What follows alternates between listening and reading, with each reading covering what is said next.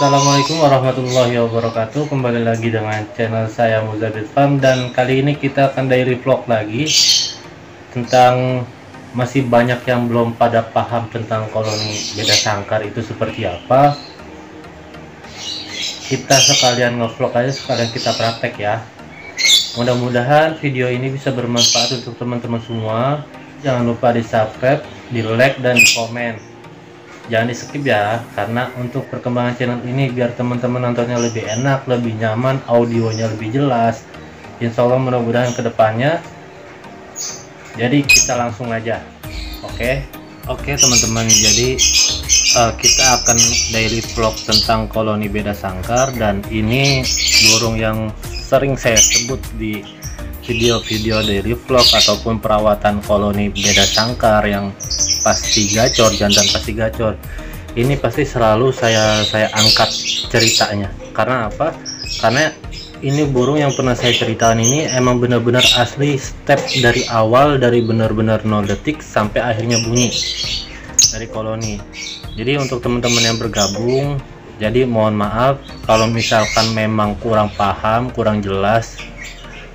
Bisa teman-teman tonton di video-video sebelumnya yang playlist itu, step jantan pasti gacor ataupun daily vlog, insya Allah pasti ada. Oke, jadi ini sebenarnya stepnya udah step finishing.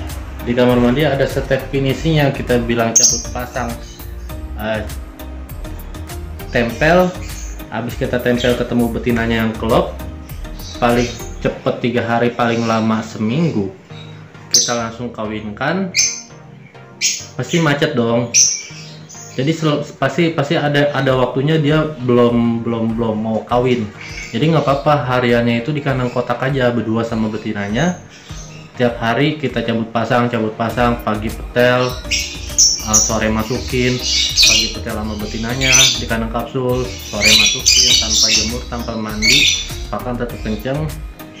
Sampai akhirnya pasti ada tanda-tanda dia macet, berarti itu tandanya pasti dia kawin.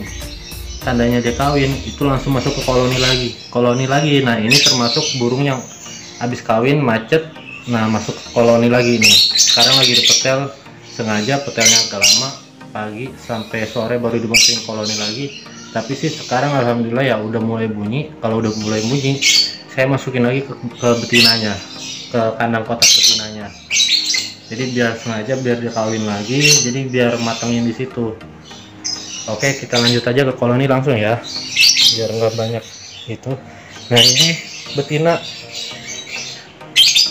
ini ada yang ini betina yang sekarang saya proses itu bukan dari koloni lagi. Sekarang saya proses itu 1, 2, 3, 4. Ini betina yang, karena kalau main koloni itu kan harus dibantu penjemuran, harus wajib dibantu penjemuran, karena pasti otomatis birahinya naik kalau kita koloni. Kalau tanpa penjemuran itu rata-rata pasti burung cuman hanya ngeriwik, dan memang keadaan kondisi rumah di sini penjemuran itu enggak semuanya bisa kedapetan gitu. Jadi yang saya utamakan jantan-jantan aja. Nah jadi proses ini sebenarnya 1, 2, 3, 4. Ini prosesnya sekarang di kerodong. Kalau malam, kalau pagi buka kerodongnya, pakannya kenceng, mandi pagi, habis itu udah. Nah ini kenapa kita harus pakai pakan kenceng, kenapa seharusnya katanya kalau birahi itu kenapa nggak dijemur? Karena alasannya, karena yang namanya penjemuran itu yang saya bilang waktu itu, penjemuran itu ada 3. 1, step penggacoran ketika birahinya memang tinggi cuman ngeriwik doang, kita bantu penjemuran. Nah setelah penggacoran itu kedua, kenapa kita nggak pakai jemur? Karena untuk menghilangkan faktornya ketika udah gacor, misalkan ngewek-ngeweknya. Jadi gimana caranya itu burung ketika memang udah gacor, gimana caranya cuman diem tiba-tiba narik, itu yang kita cari sebenarnya. Kalau kita pakai penjemuran yang ada cuman tambah ngewek-ngewek, tambah manggil-manggil, nah itu alasannya. Nah step yang ketiga itu penjemuran itu wajib.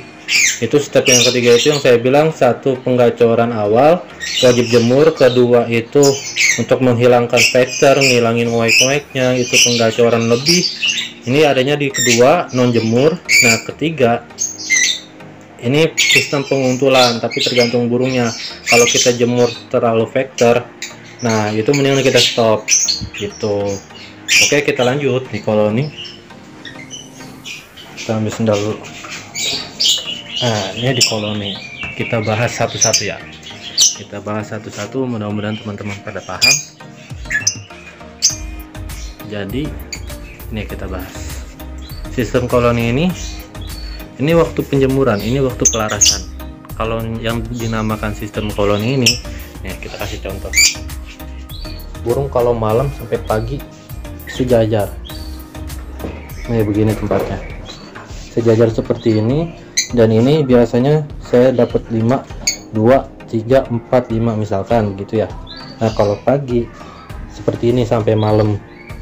Nah kalau misalkan mulai mulai siangnya karena saya kedapatan matahari itu sekitar jam 1:30, makanya saya mulai laras jam 1:30, mulai dapat matahari. Mataharinya itu jalan ke sini, jalan matahari, jadi nggak full kena semua, jadi bergantian dapatnya.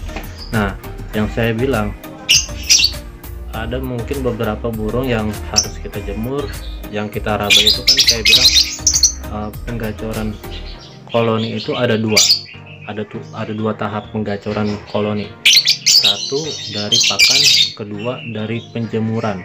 Dari pakan itu kita harus raba, dari penjemuran itu kita harus raba. Ada yang tanya kemarin, Bang gimana sih cara ngeraba pakan? Cara ngeraba pakan gampang, simple.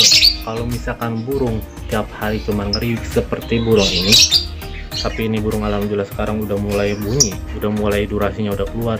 Nah ini burung hanya ngeriwik doang, pakannya saya rendahkan, polos, millet putih, tapi pakai penjemuran, itu doang.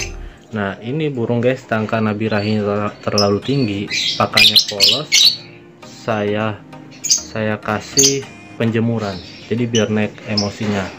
Nah ini karena ini terlalu vector, tetap kita jemur, cuman agak berkurang jemurnya.